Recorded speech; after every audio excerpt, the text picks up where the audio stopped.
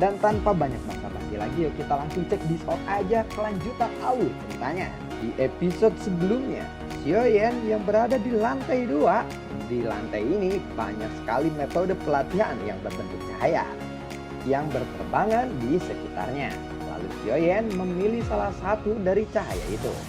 Aku akan memilihmu Yinmo, dan kamu adalah mangsa pertamaku. Lalu Xiaoyan berbalik dan dengan hati-hati mencerna setiap informasi di dalam Yinmo itu.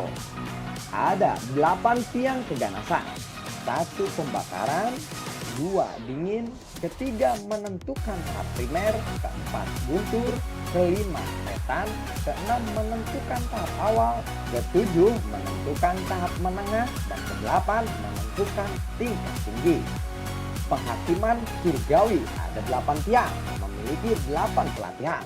Metode kultifikasi Xiaoyan adalah salah satunya. Tetapi penghakiman surgawi 8 tiang hanya berisi informasi tentang pembakaran. Xiaoyan tidak mengerti tentang tingkat pelatihan ini. Xiaoyan segera membentuk segel pelatihan. Kekuatan spiritualnya segera menyebar. Api kuning pucat perlahan melayang di depannya. Singkat cerita, telah 14 jam berlalu. Xiaoyan perlahan membuka matanya. Xiaoyan telah menemukan bahwa meridian pembakarannya tidak sinkron seluruhnya. Zanlao lalu mendekatinya dan bertanya, "Apakah pelatihannya sudah berhasil?" Tanya dari Zanlao. Xiaoyan lalu mengangguk. Setelah itu dia mengulurkan tangannya.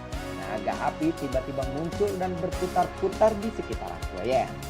Xiaoyan segera bertanya, "Zanlao, berapa tingkat dektrit surgawi 8 kutub?" Tanya dari Xiaoyan. "Dan kenapa ada pembakaran seperti itu?" Tanya lagi dari Xiaoyan. Zanlao lalu menjawab, "Aku juga tidak tahu, tapi aku hanya tahu bahwa benda ini tampaknya bisa berevolusi," ucap dari Zanlao kepada Xiaoyan. "Oh ya, bisakah Skyfire berevolusi?" Tanya lagi dari Xiaoyan. "Mungkin saja bisa, tapi metodenya akan sangat berbeda. Chaos juga dapat berevolusi. Setiap metode memiliki atribut yang unik masing-masing. Jika kamu menginginkan evolusi dari 8 kutub dan 8 tiang ini, kamu harus memikirkannya dengan matang. Karena setiap evolusi, kamu harus mendapatkan dan menelan 3 keajaiban. Nah, sampai di sini, apakah kamu paham betapa sulitnya untuk mengembangkan teknik itu?" ucap dari Zanlao. Zanlao kembali berkata, "Di benua ini ada tingkatan pelatihan yang lebih tinggi. Tatanan surgawi yang kamu lihat tidak ada apa-apanya dengan itu," ucap dari Zanlao. Xiaoyan lalu berkata, "Apakah metode pembakaran itu adalah tingkat tatanan suci?" Tanya dari Xiaoyan kepada Zanlao. Zanlao lalu menjawab, "Tatanan suci? Itu masih jauh. Aku rasa metode pembakaranmu sekarang paling sedikit lebih tinggi dari tatanan tian biasa," ucap dari Zanlao. Xiaoyan lalu berkata, "Apakah jika aku bisa melahap 3 keajaiban, itu bisa mengembangkan menjadi tatanan suci?" Tanya dari Xiaoyan. Zanlao lalu menjawab, "Jika kamu melahap ketiga keajaiban, itu tetap tidak akan mencapai tatanan tahap suci," ucap dari Zanlao. Xiaoyan mendengar itu, dia terkejut dan berkata, "Begitukah?" Xiaoyan memikirkan itu sambil kebingungan. Zanlao kembali berkata, "Ya, karena itu akan berkembang menjadi sesuatu yang berbeda," ucap dari Zanlao. Xiaoyan mendengar ini, dia lalu terdiam. Zanlao memang benar. Tetapi sebenarnya bukan tidak mungkin untuk melahap 3 keajaiban yang telah berevolusi untuk mencapai tingkat tertinggi. Dan ini tergantung kepadamu. Aku hanya bisa membantumu sedikit demi sedikit, ucap dari Zanlao. "Semuanya tergantung kepadaku?" Tanya dari Xiaoyan. "Ya, bukankah leluhurmu mengizinkanmu untuk mempraktekkan di pegunungan terdekat? Aku punya ide bagus. Benda itu mungkin akan membantumu naik ke bintang kedua Kaisar," ucap dari Zanlao. "Kaisar bintang 2, benarkah?" Tanya dari Xiaoyan. "Ya, kuburan iblis di pegunungan Tianmo tidak jauh dari tempat klan Xiao," ucap dari Zanlao. "Kuburan iblis? Bukankah kuburan itu sudah lama lenyap?" Tanya dari Xiaoyan. Mendengar itu, Zanlao lalu menjawab, Kuburan iblis bukannya lenyap, tetapi tempat itu tidak bisa ditemukan oleh orang yang biasa. Jika kamu tidak percaya, maka ikutlah denganku, ucap dari Zanlao. Xiaoyan yang mendengar itu dia merasakan penasaran, lalu dia mengikuti Zanlao. Setelah beberapa saat dan akhirnya mereka sampai dan melihat puncak menara dari atasnya. Di sana dia melihat suatu bangunan yang sangat kuno. Bangunan itu sangatlah rumit, banyak garis besar di sana. Melihat garis-garis itu, Xiaoyan lalu berkata, "Apakah ini semacam peta?" tanya dari Xiaoyan. Zanlao lalu berkata, "Iya, ini persis peta Zizao, tempatmu berada.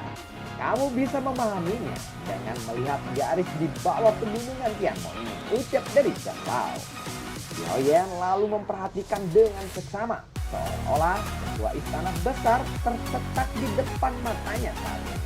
Garis-garis ini sedikit menyerap kekuatan spiritual Xiaoyan. Xiaoyan lalu berkata, "Ini adalah istana bawah tanah," tanya dari Xiaoyan. Zanlao lalu berkata, "Nah, sekarang apakah kamu percaya? Kamu tidak perlu khawatir tentang mencari kuburan iblis. Aku akan membawamu ke sana. Kamu harus berkenalan dengan pembakarannya terlebih dahulu. Pelajari pembakaran secara lengkap secepat mungkin. Lalu kita akan pergi ke Gunung Tianmo itu," ucap dari Zanlao. Dengar itu, Xiaoyan lalu mengangguk. Xiaoyan segera duduk tidak jauh dari Longyang. Xiaoyan lalu bergumam, "Apakah aku bisa mencapai puncak kaisar bintang menengah dengan pelatihan seperti ini?" tanya dari Xiaoyan di dalam hatinya. Xiaoyan perlahan menutup matanya dan segera memasuki metode pelatihannya. Sementara itu di sisi lain, di aula klan Xiao, seseorang penetua berkata dengan kasar, "Tidak, menurut aturan klan, pendatang baru harus berada di sini selama 3 tahun sebelum dia bisa ikut bergabung." Xiao Li dan Xiao Long yang sedang duduk di tengah lobi saat ini sedang berdiskusi dengan dua tetua tentang permintaan Xiaoyan. Mereka telah berdiskusi selama 2 jam dan tentu saja para tetua menentang ide ini. Xiaoyan memang jenius, tetapi aturan klan tetaplah aturan klan dan tidak ada pengecualian. Tiba-tiba seseorang tetua yang duduk di sudut berdiri. Dia lalu berkata, "Aku rasa Xiaoyan ini memanglah seseorang jenius.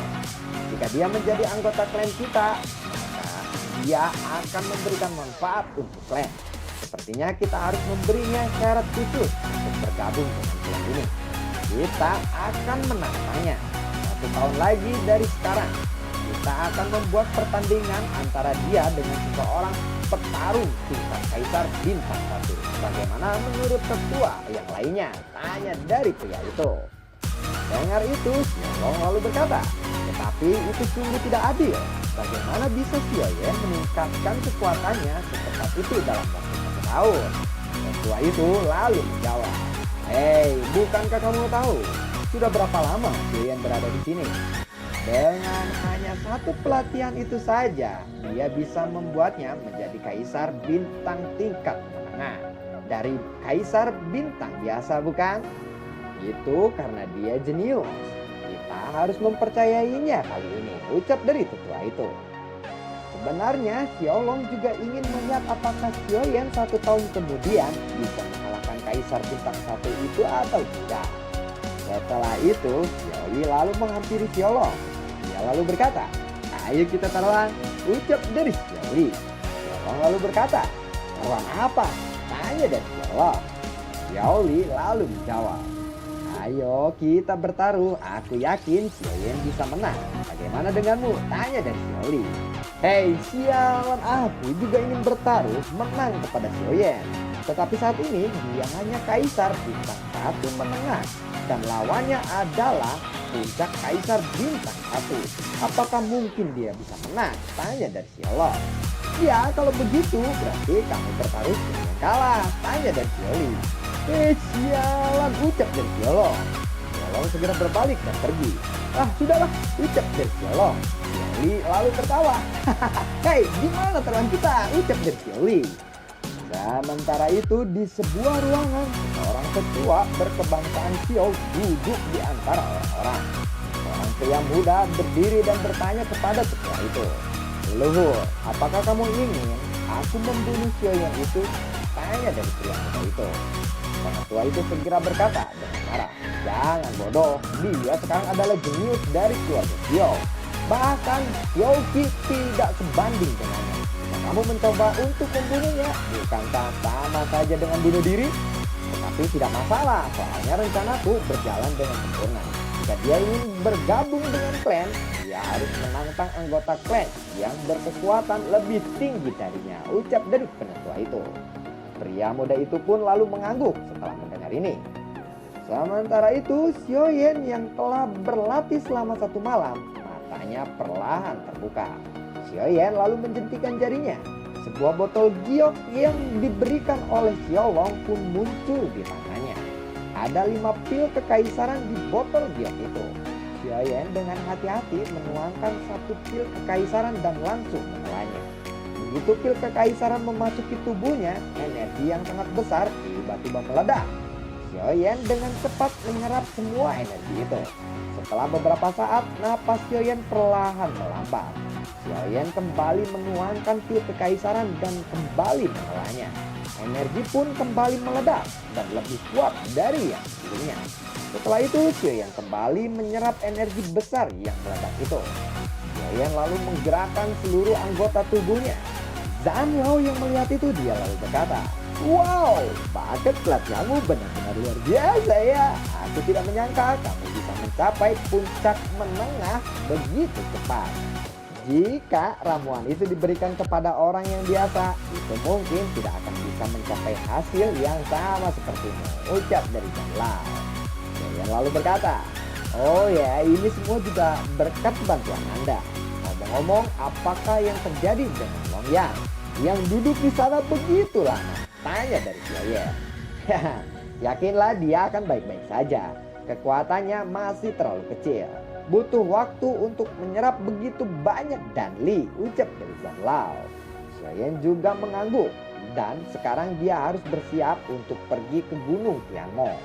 Baiklah, aku akan keluar dari menara ini terlebih dahulu dan aku akan bersiap-siap untuk pergi ke pemakaman iblis di pegunungan surga iblis, ucap dari Xiaoyan. Ya, siapkanlah lebih banyak obat untuk penyembuhan kali ini, ucap dari Zhang Lao. Lalu sosok Xiaoyan langsung terbang perlahan dari kejauhan. Tetapi Xiaoyan memutuskan untuk bertanya kepada Xianlong terlebih dahulu dan memberitahu Xianlong bahwa dia akan pergi ke Gunung Tianmo. Kediaman Xiaolong berada di Kuildan. Saat ini Xiaoyan telah sampai di Kuildan.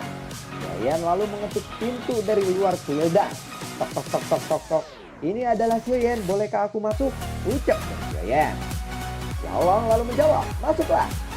Dia lalu mendorong pintu terbuka dan Xiaoyan berjalan lurus ke dalam dan melihat Xiaolong yang duduk di meja. Xiaoyan lalu berkata, leluhur, ucap Xiaoyan sambil menangkupkan kedua tangannya untuk memberi salam kepada leluhur. Xiaolong lalu menatap Xiaoyan dan tersenyum. Xiaolong saat ini melihat Xiaoyan yang telah berhasil mencapai tahap lanjutan dari tahap tengah Kaisar Bintang 1. Dia lalu berkata, sepertinya kamu telah berhasil mencapai tahap menengah kelanjutan. Selamat ya, ucap dari Xiaolong. Oh, ini semua berkat ramuan yang disempurnakan oleh Anda leluhur. Jika tidak, mana mungkin aku bisa naik ke tingkat menengah kelanjutan, ucap dari Xiaoyan. Setelah itu, Xiaoyan memberitahukan alasannya kenapa dia menemui Xiaolong saat ini. Xiaolong lalu berkata, oh, jadi kamu akan keluar untuk berlatih sekarang ya, ucap dari Xiaolong. Mendengar itu, Xiaoyan lalu mengangguk dan berkata, iya, oh ya, ngomong-ngomong leluhur, apakah mata uang gila dari daratan bisa digunakan di sini? Tanya dari Xiaoyan. Xiaolong lalu berkata, mata uang itu sudah tidak bisa digunakan lagi, tetapi aku sudah menyiapkan barang-barang untukmu kali ini. Dan ada 10.000 koin emas di dalamnya, ucap dari Xiaolong. Xiaoyan pun segera menerima pemberian dari Xiaolong. Lalu dia berkata, "Terima kasih banyak leluhur," ucap dari Xiaoyan. Xiaolong lalu berkata, "Tidak perlu berterima kasih. Asalkan kamu bisa kembali dalam waktu 1 tahun untuk menjadi anggota keluarga klan Xiao, semuanya akan dipas," ucap dari Xiaolong. Xiaoyan mendengar itu lalu mengangguk. Setelah itu dia berbalik. Xiaolong kembali bertanya, "Bukankah anakmu akan pergi ke Gunung Tianmo juga?" tanya dari Xiaolong. Xiaoyan berbalik dan berkata, "Anak aku." "Oh iya, Longyang, sepertinya memang iya. Lalu kenapa leluhur?" tanya dari Xiaoyan. "Apakah kamu tahu gunung itu sangatlah berbahaya?" tanya dari Xiaolong. Mendengar itu, Xiaoyan pun lalu berusaha untuk meyakinkan Xiaolong. Setelah itu, Xiaolong kembali berkata, "Aku tidak tahu bagaimana anakmu bisa mengumpulkan Chaos Holy Ghost, tetapi itu sangatlah luar biasa," ucap dari Xiaolong.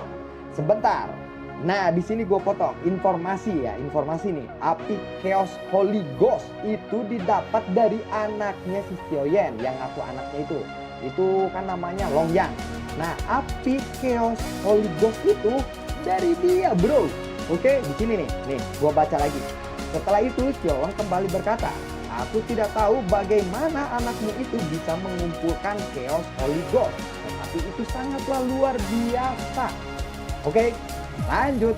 Xiaoyan lalu tersenyum dan kembali mengucapkan terima kasih. Xiaolong lalu berkata, "Ayo, aku akan memantaumu keluar. Oh ya, bukankah Kaisar Ming memberimu kompas? Dan apakah kamu sudah bisa menandai klan Xiao? Jadi, jika ada bahaya terhadapmu, kamu bisa berteleportasi dalam sekejap ke tempat ini," ucap dari Xiaolong. Xiaoyan pun lalu mengangguk. Xiaolong melambaikan lengannya, lalu sinar cahaya terbang keluar dari tanghal. Xiaoyan terkejut melihat metode Xiaolong yang unik ini. Xiaolong lalu menatap Xiaoyan yang sedikit kebingungan. Dia segera menyentuhkan jarinya ke dahi Xiaoyan dan langsung memberikan metode itu kepada Xiaoyan lewat pikirannya. Setelah itu, Xiaolong segera mengeluarkan kompasnya dan dalam sekejap keduanya telah menghilang dan muncul di suatu tempat. Xiaoyan segera bertanya, "Bukankah ini tempat pertama kali aku datang ke sini?" tanya dari Xiaoyan. Xiaolong lalu menjawab, "Saluran ini tidak hanya dapat pergi ke lembah Tianmu, tetapi juga bisa ke tempat lain. Pergilah ke kota Muyong di sebelah pegunungan Tianmo. Kamu dapat memasuki pegunungan Tianmo dari sana," ucap dari Xiaolong.